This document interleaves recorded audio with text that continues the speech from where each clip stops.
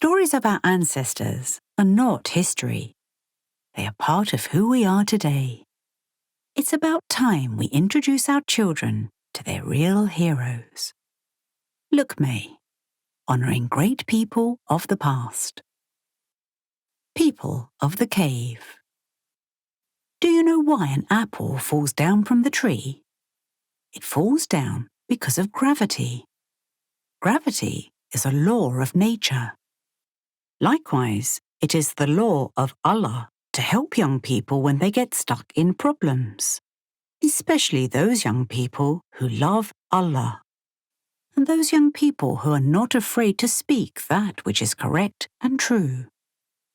And so we begin the story of a group of brave young men who stood up to say the truth.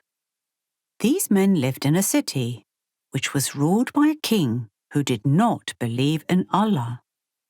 He forced the people to worship idols, and he made the people sacrifice animals for these idols. Anyone who did not follow the religion of the king was declared a traitor, and the punishment for a traitor was execution. Every year, the king would hold a religious festival. All the people were required to pay their respect to their idols together in the festival. These young men found it very strange to worship something which people had built with their own hands. It felt like a wrong thing to do.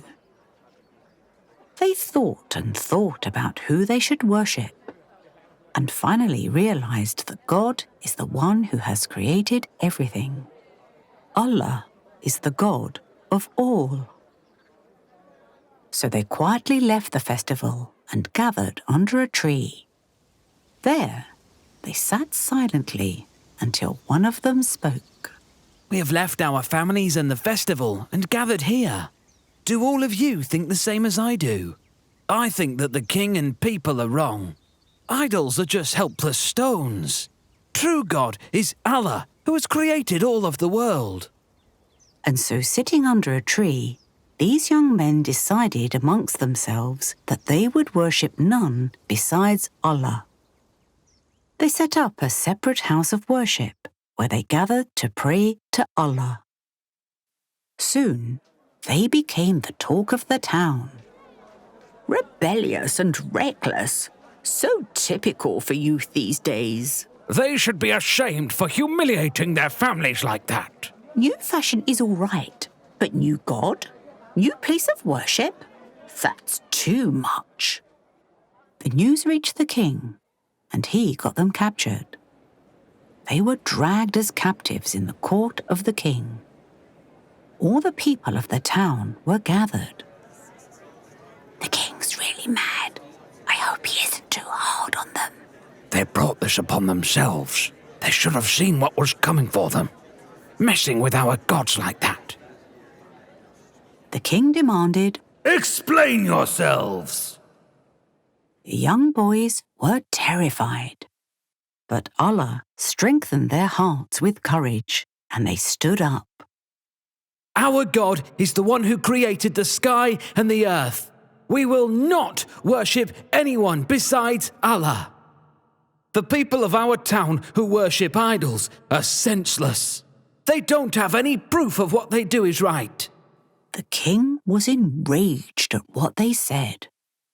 How dare they call him senseless? He threatened them.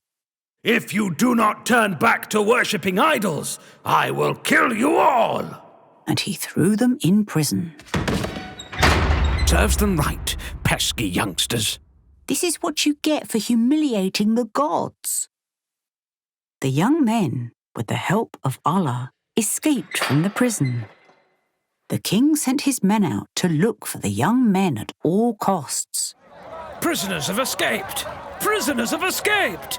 They kept looking and looking, but could not find the men in the whole city.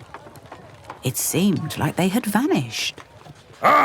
They can hide, but they can't run. They'll have to come out for food or other necessities soon. The young men hid from the king's men in an old cave they knew of. They did not know if it was safe or not. They did not know how long they could hide in it without food and water. So they called out, Our God, help us with a very special blessing from you. They felt tired and sleepy. So they fell into a deep sleep. And Allah lovingly covered their ears the way a mother taps the ear of her child. And when the sun rose in the morning, and when it went down in the evening, Allah made its rays bend around the cave so that they were not disturbed. They slept through the day. They slept through the night. Days passed and they didn't get up, not even to eat, to have a sip of water, not even to go to the bathroom. And if anyone was to come across the cave, they would see ferocious paws of a dog at the opening of the cave.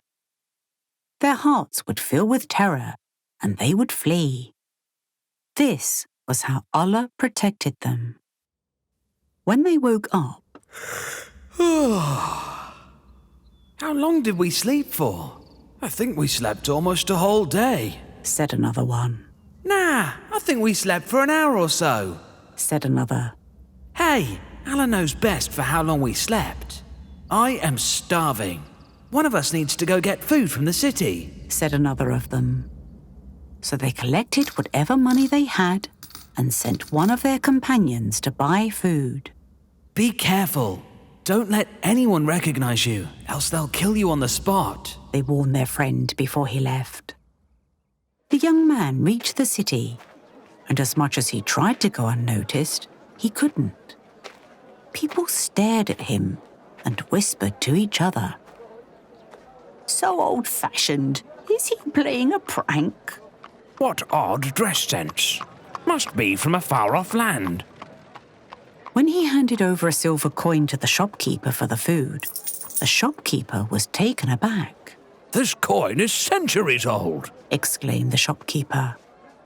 The people detained the young man because of his ancient clothes and ways, and took him to the king.